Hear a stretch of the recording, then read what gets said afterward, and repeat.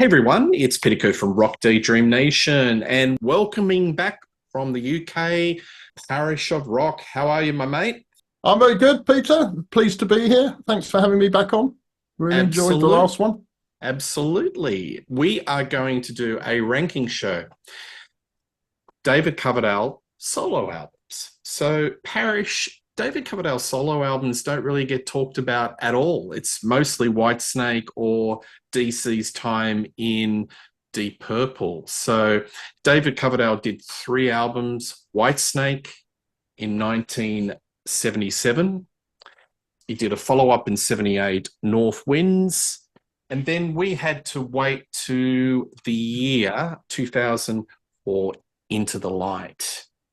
So Yes. we're going to do a ranking show from 3 to 1, spotlight the albums, tell the viewers what we like, what we don't like, and take it from there. So, Parish, I'll throw it over to you. What is your number three pick out of the three David Coverdale Well, solo albums? so my number three pick is the most recent one, Into the Light. I'll start. I think I'll start by saying I actually like all three albums. I don't think there's a bad album amongst them. I've got to be honest and say I've not necessarily. Well, I haven't listened to any of them for quite a while. Mm-hmm. So it's been real fun going back and reacquainting myself with the albums. I am though a big David Coverdale fan. I got into David very early on the White Snake, and then went back and obviously got into his sort of Deep Purple era. And I have to say that is my favourite era of Deep Purple. And then I stayed with David all the way through the 80s and pretty much ever since. And we'll probably come back to it later. There was a period I fell out for a very short period of time of love with him, but generally been a huge fan. And I think he's one of the best vocalists and one of the best frontmen. So I'm a big fan. But nonetheless, if I do play any of his stuff, it tends to be the White Snake or the Burn, I guess, out of the Deep Purple catalogue. So I haven't listened to these three very often. So it's been good coming back to it. And I have to say, I've really enjoyed it. And I think all of them are really good albums. So as I said earlier, my number three is Into the Light. I do really like it. I think it kicks off really well with the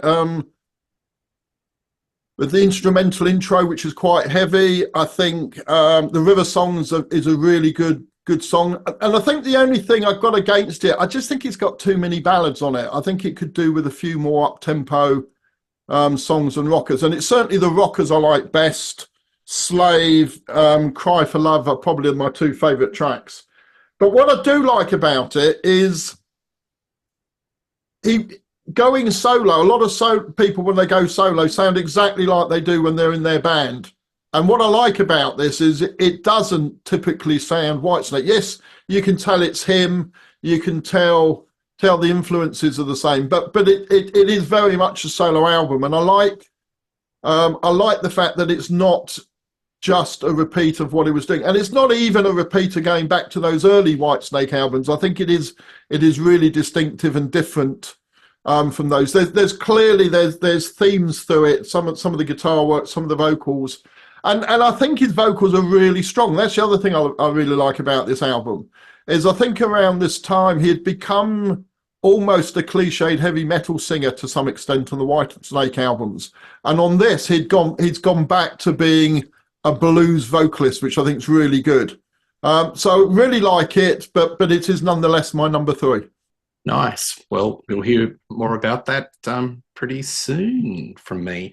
My number three is David Coverdale's first album, David Coverdale Whitesnake. So there he is. So this album came from the ashes of the breakup of Deep Purple in 76, and that was a little bit shambolic, wasn't it? The final concert in Liverpool in 76, David Coverdale handed in his resignation.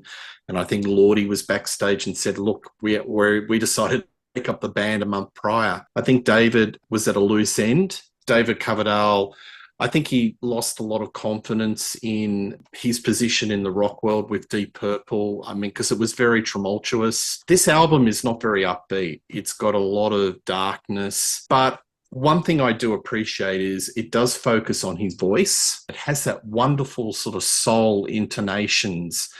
David Coverdale was very much of the class of like a Joe Cocker, perhaps, or a Paul Rogers. On the Purple album, I don't know if you've got that album, the latest remastered version, Parish, but there's actually, David has discovered the original audition tapes that he sent through to Deep Purple to get the role, All right. pre-burn. And he's cleaned it up with AI. He's singing in front of a band called The Government, I think. And they just do Right. soul Yeah. cover versions, and his voice is just wonderful. And you can understand why they picked him to be in Deep Purple because he's got Yeah. that beautiful tone. So his vocals are the hero, but there's nothing that's really sort of sparkly. A lot of the soul songs are what I call variety soul, where you would just hear it on a TV variety show. It's a little bit anonymous, but there are a couple of songs that are standout. I do like the original version of Blind Man, which ends up being on Ready and Willing in 1980, but the original versions are quite good. I don't mind Hole in the Sky, which is a bit of a ballad. And Celebration's a little bit of fun, which is, I mean, fun. I think it's the last track on the album, and they thought, look, all the songs that we're doing are very deep and soulful, and it's not really cheery. We better write a song and call it, a bit of an uplift, and they put Yeah. Celebration.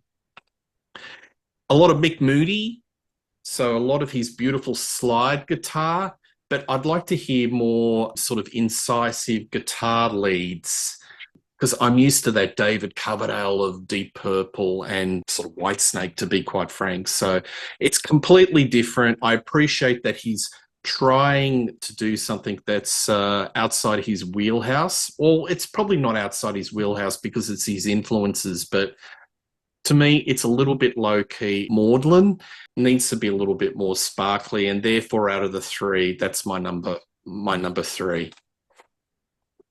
Okay. Well, that's also my number two. So White Snake, and spelt white and snake as separate words as opposed to the band where they're together. So Yeah. so two words as you've just said. I like the album. You're right. It does sound different. I'd written down it has a sort of a bit of a southern rock sound to it for me. Some of the backing vocals sound a little bit sort of 70s Rolling Stones, early 70s Rolling Stones sort of influence in there. So I quite like all of that. I also could hear some elements of sort of early 70s ZZ Top and sort of around a similar time Bob Seger. So it kind of had that almost mid-American kind of feel or Southern American feel to it for me as well. For me, standout tracks, I like the opener, Lady. I think that to me is a good up-tempo sort of Southern rock song. Really like that. You're right. Blind Man is a good song as well. Really like that, the way it is on this song. But I think the favourite song is Peace Loving Man. Which again sort of sounds to me like a Rolling Stones number. I like the way it sort of builds. I think the guitar is really good. He's kind of, bearing in mind he's still young at this time, but his voice sounds like somebody's in his 60s. I think he's kind of got that old man blues vocals to it, which I like.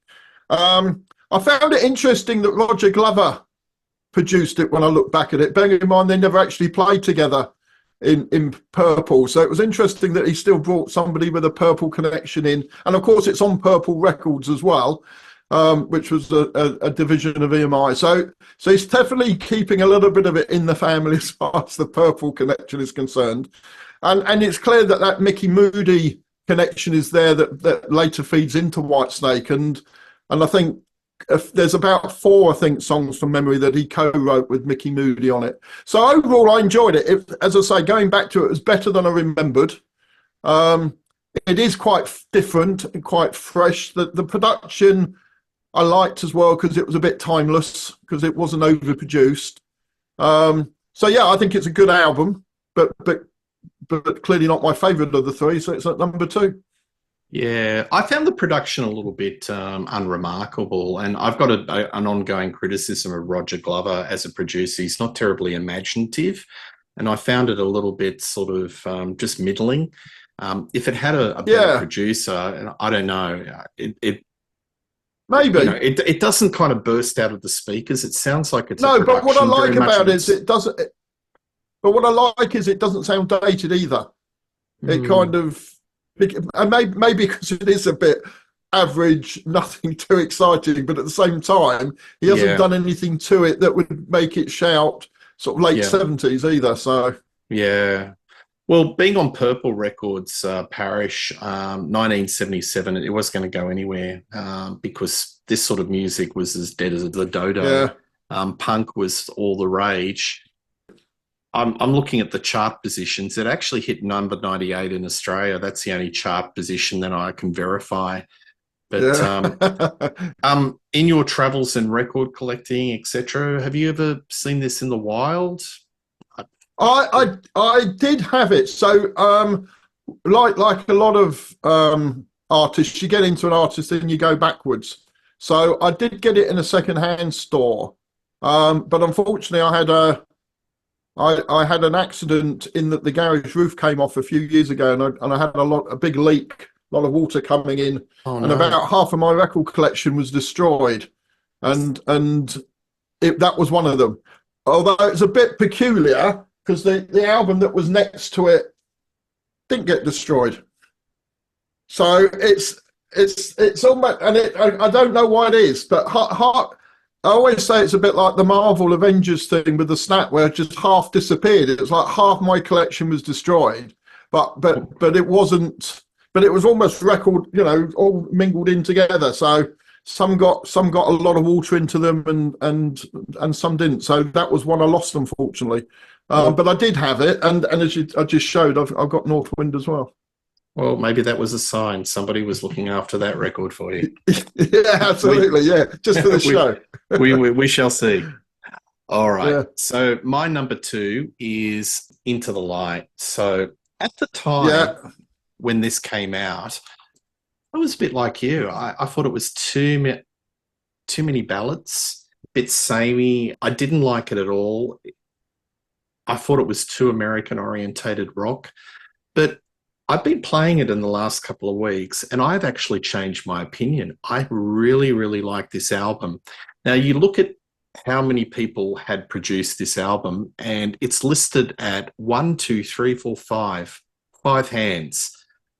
I think he put a lot of effort into this album, and it was a big yeah, disappointment. The production is sparkly. There's great separation of the instruments. The playing is fantastic. He's got another guitar hero with Earl Slick of David Bowie yeah, yeah, playing in the band. The musicianship is great. And my conclusion is in this album, there's only probably one or two songs that I kind of would rate sort of middling average. The rest of it, I really, really like. Now, one song I do want to spotlight is She Give Me. I love that song. This is, he's basically still progressing that sort of Led Zeppelin stomp. He's still got the Coverdale page riff, and then it kind of puts it in a frog blender with Slip of the Tongue.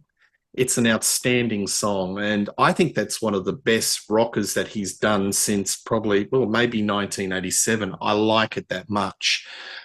I I like some like of the. also it's got three distinct bits because it kind of starts with that. I don't know what he's doing to his vocals, but he's doing something that make his vocals sound a little bit different. And then and Antiquated, bluesy, like Muddy yeah, Waters, you know? exactly. And Yeah. then it sort of becomes more modern, and it In almost clear, feels, yeah. and yeah, and the vibe to it, I think, is quite kind of 60s vibe to it. It's not so sort of so modern in its structure of the song either. So yeah, I agree. I think it's a good song. I liked it as Yeah, well. it's very Zeppelin. There's no doubt about it, and it's obviously it's got the fingertips of Page that riff, but he's having so much fun with it, and it's a real Yeah, stomper. Don't You Cry. I love the vocals on this. I mean, like David vocals wouldn't, you know, post 1987 and touring a slip of the tongue, we've never been the same. So he is not the Yeah. vocalist of what he was in 1980, which to my way of thinking was his absolute peak. So folks, if you want to hear David Coverdale at his absolute peak tonality wise, come and get it already and willing. But I still think he sings within a nice range. He's still got a lot of beautiful timbre in his voice. Cry for Love, Too Many Tears, which is a remake of a song that he did off the David Coverdale and Whitesnake album, Restless Heart, which is another good album. But this one has got kind of a country lilt to it. So David has a habit of, he loves retooling old songs. And some work and some don't, but I really like this version. But he buries it in like track number 10, right at the end. This album's got Mm. 12 tracks. Love is Blind. I don't know if you've seen the film clip, but it reminded me of the Christine Aguilera song, Beautiful, you know, Oh no, I hadn't seen. no, No, I have to it's a go video look for clip that. where you've got all these different faces that morph and they're singing lyrics of the song. And it's kind All of a right, yeah, direct, the concept is a direct lift from the Christine Aguilera song, but it's a simple lyric, but he sings it with so much conviction and heartfelt emotion, you kind of forgive it. yeah, David's not the greatest lyricist, but he is capable of doing, pulling out some really good lyrics. But in yeah. this album, it's kind of fairly rudimentary, but he sings with so much conviction, Parish, you believe it and you're sold. But probably the only song I don't really like, I'm not really sold, is Midnight Blue. That's a little bit too AOR. That's a bit of a throwaway. Yeah, And River Song is okay. I think it's a bit of a quiet opening. I would have liked a much more bold and brassy opening to the album. It sort of takes its time to get into the song, and I would have preferred if something else was put in. It's 12 tracks, maybe shed to 10 tracks. It would have been a lot tighter. Came out in 2000. It was completely out of step what was happening in music at the time. I think in the 2000s, what was the rage? Garage rock, indie rock, alternative rock. yeah. You would It have was so had out you would of, have had a bit of post grunge, a bit of yeah. sort of pop punk, I guess, was happening at that time. That kind of So sound. I guess the non-believers would have looked at, this is the guy of Here I Go Again and Whitesnake, and the fans would have gone, where's the hard rock? So, Yeah, yeah, you had two camps that weren't probably satisfied, and it didn't do any business. I think it barely troubled the charts in the UK, and it didn't even get a release in America on a label. So this actually came out on EMI. So it's on the EMI label. If you can see it, there you go. When it oh yeah, focuses, yeah, it's on the EMI label. yeah, It's got all the bells and whistles. And there's David. He's even got a different image. He's darkened the hair. It's a little bit short, yeah. looking very serious, like singer-songwriter. But it just didn't work. And I did wonder whether, because he intended Restless Heart to be a solo album, and he was pushed to put it under the David Coverdale and Whitesnake banner, that he mm, almost went to prove that they couldn't do it again to him. He was determined to have an album out just under his own name. And I yeah, wonder if that's one of the reasons, for instance, he starts off with River Song to kind of make that stamp. This is not a Whitesnake album. You can't do it to me again. You can't force me to put it out as David Coverdale and Whitesnake. yeah, yeah. But a lot of the songs are very American orientated rock, and I think that he's been so ingrained. He's lived in America since Yeah, mid 80s. He's surrounded himself with a lot of the legends that play that sort of music. I feel that comparing this solo album to the early solo album, he's really kind of, I wouldn't say have lost the British blues feel, that 70s feel, but he's so far ingrained into American orientated yeah, rock, he can't shed it completely. And that's why a lot of these songs, still have that sort of slight commercial gloss, and that's probably a little bit of a on the negative side of the ledger for me because I like that early '70s, that grit. Yeah. I was thinking I'd really like him to write an album, but put it like make it an analog '70s album. Can he do it completely to shed the AOR Mm. gloss? But all in all, I like this album. It's got a little bit of AOR. There's a couple of songs I'd shed. It was probably out of step at the times. And, just putting that up, that's the last time you ever saw David's face on an album. Because after Oh that, you had yeah, all these yeah. faceless symbol albums, which all look Logo exactly albums, the yeah. same. Yeah, I hadn't thought of that, but you're right, it was, yeah. All right, over to you for the number one. So I've shown it already. So my number one is North Winds. There's a copy from the time that, as I say, I got early 80s in a second-hand shop. Um, that's the inside cover. So, I absolutely love this album. I mean, I remember liking it a lot at the time, but as I say, not listened to it recently, but certainly coming back to it, I really liked it. Out of the three, it's the one I keep playing, and I know I will keep playing. From here on in, really. I think it's very varied. It has got a few White Snake moments in it, I think, but it's got a lot of variety around it.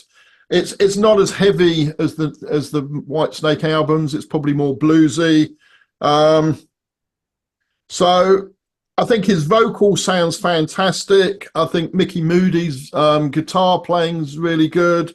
It's got Roger Glover again on the production.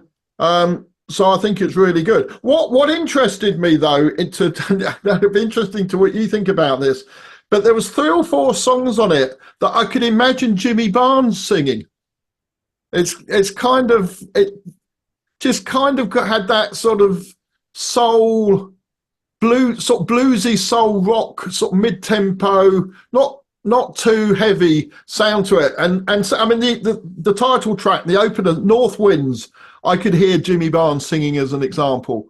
So Breakdown, Queen of Breakdown, yeah. Hearts. Yeah, there's a few. Yeah, There's a few rockers who could yeah. do that. So I Yeah, found that yeah. quite interesting in there and as you know, I like Jimmy Barnes, so maybe that's one of the reasons I'm drawn to it. Mm, I don't know. Um, I mean, keep on loving. Keep on giving me love. I felt sounded quite like Free and really showcased his vocals on mm. it. Queen of Hearts I thought was really good. Breakdown, the final track, I thought was fantastic. Really liked the guitar on that one. And interestingly, not very Whitesnake. So you do what, when I was listening it back, I wondered if I'd hear a lot of clues to what Whitesnake would sound like in it. But I didn't, actually. I mean, there's a Yeah. few songs that you could kind of think might have fitted on an early Whitesnake album, but generally not at all. And I like the soul on it. I like the backing vocals. But I mean, the other two, I'd probably, if I was to score them, give a sort of a 6.5 or 7. But this one, I'd definitely give an 8.5 or 9 to. I really enjoyed it. Yeah, look, I agree with you. I think that they were figuring it out in David Coverdale's White Snake, but they really nailed it with this one. The production's a lot better. Funny Yeah, enough, it's Roger Glover, so I don't know what he did, but it's much more sparkly, better separation of instruments, and just a very warm analog feel. The songwriting's better. You've got 8 tracks. Keep on Giving Me Love is a nice little rocker. Time again and again. I love the balladry. He's really showing yeah, his voice. Even Say You Love Me, where he's got the backup singers. There's kind of this soul revival, evangelical yeah, feel to it, which not akin to Vanetta Fields and the backup singers for the Rolling yeah, Stones in Exile on Main Street. absolutely. It's that good, folks. So Yeah. how dare you bring that in? But no, seriously, it's really good. Only My Soul. That's got a lot of drama, and yeah, I think he's really on fire, and his voice is just Yeah, so pure, and it's completely different to the David Coverdale of the screaming like a banshee, or the Tarzan, as he yeah. would say, of the 80s. Interesting enough that there was an EP that came out called David Coverdale's White Snake, called Yeah. Snakebite, and the track listing was, well, you had Come On, Bloody Mary, Ain't No Love in the Heart of the City, and Steal Away. But side two was um, basically four tracks from North Oh Winds yeah, to full tack it tracks. on, Yeah, to yeah, fill it out. And that made a nice little album, an alternative album as well. So, no, I think this is his finest hour on the, well, not hour, but the finest moment as a solo. solo artist. And Mm, I'd love him to, would have loved him to go back and cover a lot of this material. yeah. Um, I've heard lots of bootlegs. He does these little snippets, melodies where he would, sing Only My Soul or Time and Again, just as a bit of a teaser to the audience, but never goes through with it. So I'm not sure if I don't know. He it's a bit of a head scratch why he's never gone back to this solo material. I was going to say, I do wonder whether um, his heart was always in that music, but he got so associated with heavy rock, with Deep Purple, that when this didn't really connect, he just thought, my fan base is the heavy rock fan base, so I'm gonna have to dive into that and see if I can build a career around that, which clearly he did. Yeah. And it worked for him. And I think this was probably what he would have preferred to have done at that time. Mm. But he had to connect with the fan base, otherwise he was finished. Yeah, absolutely. But I love hearing the soul side. I love hearing the blues side. I love hearing a little bit of the R&B. The only slight blemish on this album is I'd like to hear more guitar. It probably needs, I won't say the word guitar hero, but it needs somebody just to put guitar lines like a lead break. Yeah, It's quite unusual because there are some songs where you would expect it goes to a guitar lead break, it goes to a sax solo. yeah, yeah. That's So right. Yeah. he's really upending the rules of the David Coverdale that we would be sort of familiar with. Um, I think he would. He was taught. I think I read an article with Steve Vai about. He was talking about David Coverdale, and David Coverdale said that he deliberately went for guitarists in early Whitesnake like Bernie Marsden and Mick Moody to get away from the guitar hero. I think so. Yeah, Because he just had Jack of all the shenanigans and the circus around Richie Blackmore and Tommy yeah, Bolin. So that's why he wanted to build a band that was like similar, based like the Allman Brothers, where you had the sum of the parts that add to something that's greater than the whole, where everybody has an important part of the band. And yeah, that's one thing, folks, on this album. We've praised it to the skies, but it doesn't have a hell of a lot of guitar in it, even though you no, can it hear it. doesn't. There's no Yeah. sort of, it's not like a traditional Coverdale Purple song where it goes into a guitar lead break. And that's something that, maybe I'm a little bit missing. What do you think? Yeah, you're probably right, but I wasn't well. I guess I knew it wasn't there because I knew the album, but I wasn't expecting it coming back to it. So, um, and one of the things I used to like about early Whitesnake was the fact that he didn't have these sort of guitar heroes who were sort of trying to push themselves to the front rather than just playing to suit the songs or playing to suit the feel of the record. So, Mm, and I have to say I like Mickey Moody. He's probably one of my top 10 guitarists. I think he's very good. I think he's very underrated, but that obviously because he's understated. So yeah, I wasn't expecting it, so I probably didn't miss it. But if I came to it being more familiar with Whitesnake and hadn't heard it before, yeah, I think you're right. I think it would surprise me that there wasn't more guitar in there. yeah, yeah, absolutely. Well, there you go. Three albums I that are I had Sorry. one other album I was going to show, which is that one. And I'm showing it for two reasons. One is because I'm showing off the signatures of Ian Pace, John Lord, and Murray in there. Neil Neil Murray. Murray. Yeah, so I got that at the back of a. I haven't got the one of the three that you'd really want, but anyway, I got that signed at a gig in the early '80s. As you, I don't know if others did it, but used to hang around the tour bus after the concerts, Hammersmith Odeon, with the hope of getting it signed. And three came out and did the signing, so I'm doing it for that. But I also wanted to show it because I thought it was interesting that half the album comes from the same time period as those two first solo albums. So it's November '78, so it's that kind of very early period. And quite a lot of the songs on that second half of the album were on that EP that you showed, the Snakebite one. So Yeah. on it you've got Ain't No Love in the Heart of the City and Come On and whatever. So I thought I'd show it because it shows that even in the '80s when he had the Whitesnake popularity, he could quite easily have had the album have two fairly recent concerts in there, but he did actually draw upon an earlier concert, which I thought was quite interesting, which is good actually, and certainly worth hearing if people haven't listened to it. So That album's actually yeah, been released as a single album, which is just the version of 1980, but also the double album, which is just yeah, the earlier concerts. So yeah, yeah. that's quite interesting.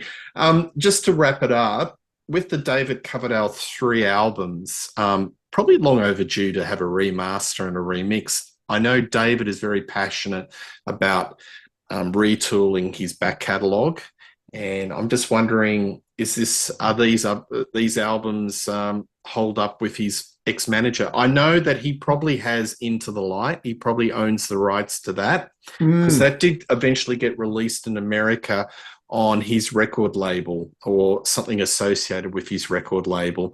So I keep on looking at his website, and he has discussed that that's a future project. But in regards to David Coverdale's Whitesnake and North Winds, I'm just wondering if that's sitting in a vault somewhere with his Yeah, ex maybe manager. But I'd love to hear that be remastered, that that remixed. that that version you had, which had both the albums together. When did that come out? 1988. This is the Connoisseur Collection. Oh, right, So okay, I think, I don't know, maybe viewers can correct us, but I think the Connoisseur Collection was associated with the Deep Purple fan club, DPA right. Hess. Um, yeah, that came out. But yeah, you don't see many of the albums No, in the wild. You see them at record fairs, but I think it's either the first or second pressing or the Connoisseur Collection. You don't really see much in yeah. between. So it needs a remastering. All Well, right, if you're listening, Parish. David. Absolutely. Parish, thank you once again. It That was fun my just pleasure. talking Been about, a lot of fun. yeah, it just doesn't get talked about enough about No, the solo works of David Coverdale. So please like and subscribe to Rock Daydream Nation. Click the bell. Tell us what you think of the David Coverdale solo albums. Also, you can check out the Parish of Rock on the Contrarians. Just type in Parish of Rock and you'll see all the shows that he's been on. Quite a few shows recently, and they're very well worth catching. But one thing's for sure, you will see me and Parish do more shows on rock in 2024. We'll see you soon. Cheers. see ya.